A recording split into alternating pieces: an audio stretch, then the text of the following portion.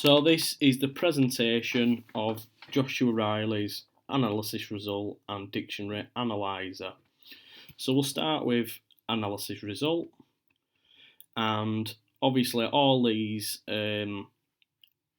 attributes have been pulled from the UML model that has been provided, along with its values, which are here, which obviously these are going to be string values and integer values just because of the numbers.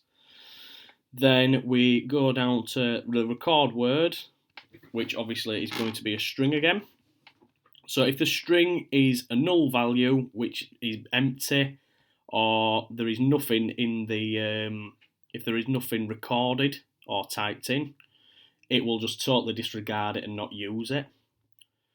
Then we will go down to the word.trim. So if the word is typed in before and it has space beforehand, it'll be removed. So if somebody's tabbed or they've pressed the space bar, it'll completely remove it.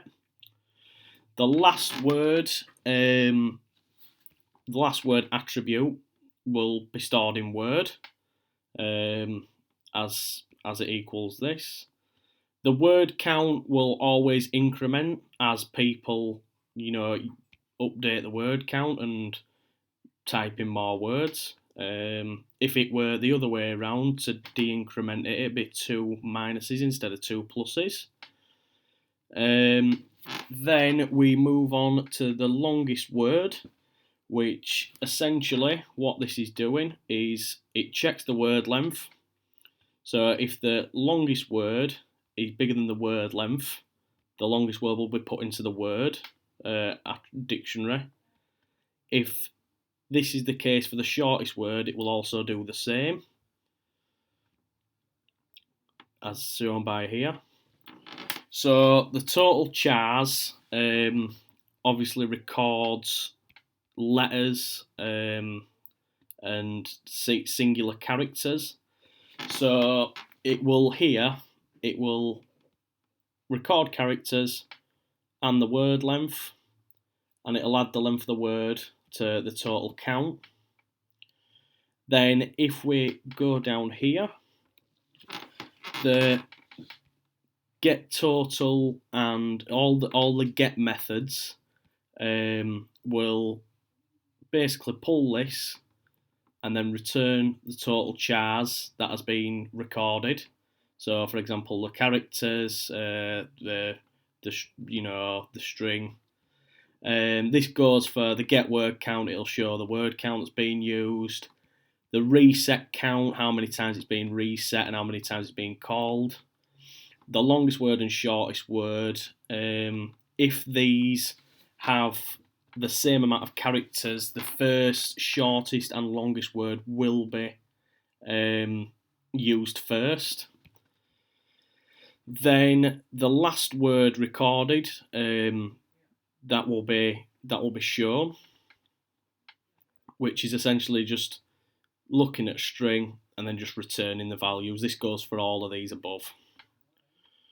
So to get the average word length, so this is basically saying if the word count is equal to 0, just return the word count as it is. Then return the total chars, so the letters, divided by the word count, and that will show you the average and it'll return it. So this here is the result class. It resets it. So all the attributes from the UML model at the top of the screen. It will reset this back to how it was before, and obviously it has all its values there as well and the incrementation there. And then I will show you that this will run.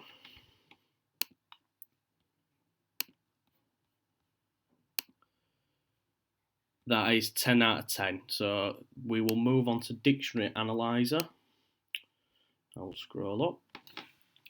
So the dictionary analyzer, these sets that record the hash sets for dictionary, unknown words and known words are like a little collection showing what dictionary has inside of it, what unknown words is found as well as known words, and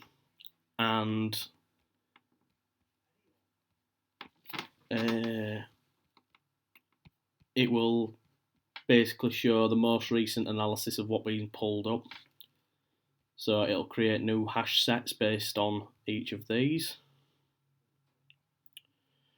So this line here, it reads the line from the file. So if the next line, the string, if the string is the next line, it will just read the line from reader, which is up here, and that is just from the file.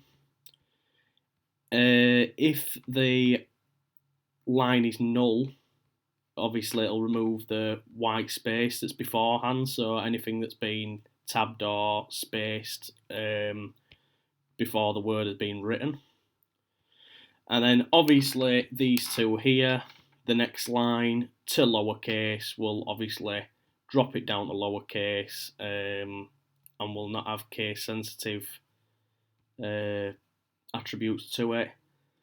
Then this statement is, so if the next line is empty, it will obviously not be added to the dictionary because there's nothing there. Else, so if this is if this statement is passed first and the line is not empty, it will be added to the next line in the sequence. So this again, the .readLine function will read the line from the file beforehand. So the next line, it'll be read from the line there, and then this essentially closes the character stream down.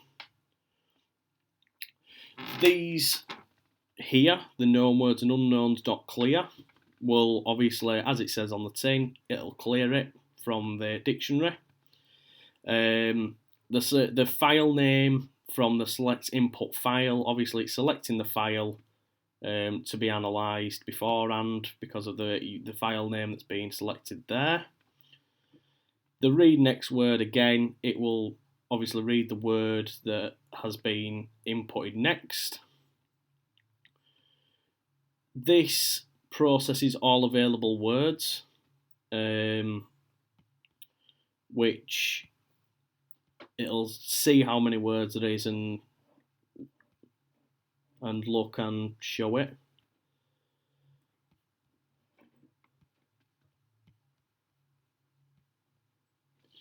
This is adding the known words and unknown words from the next word that is typed. So this is added onto the dictionary and all. Then these print statements here. So the first print statement, it will gather the current word count that is in the dictionary as shown by the dictionary size function here.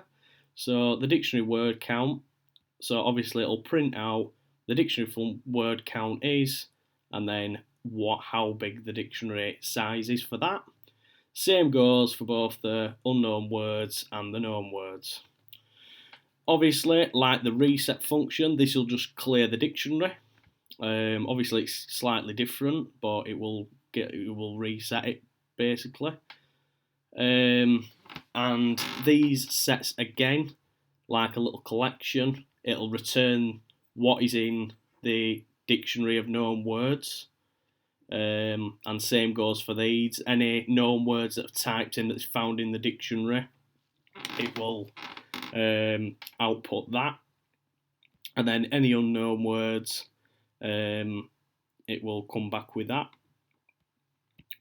And then this line is the constructor line, which checks if there's any words within the dictionary that are known. And then if we scroll back up to the top, I will run part 2.